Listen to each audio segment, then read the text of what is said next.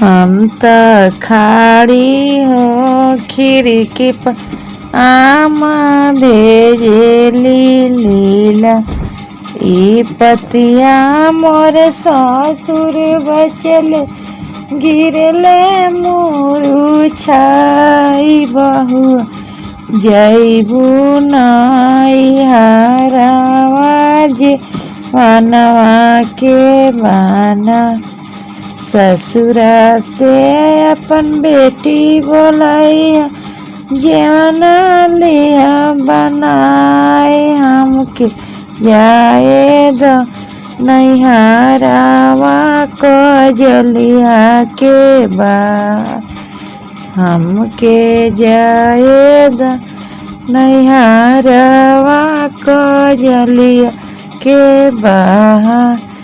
सान खेलबो कजली भदौआ निसुर तय गहनवे परी गहनवा लियल हस गहनवे परी गहनवा लियल हसत। हम त खड़ी हो खिड़की पर भाभी भेजेली लीला।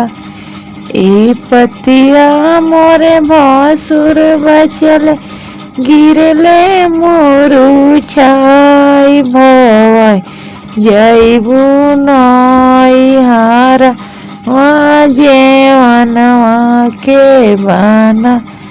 ससुरा से अपन बहिन बोलैया जेवना लिया बनाए हमके जाए दो नैहरवा कजलिया के बाद।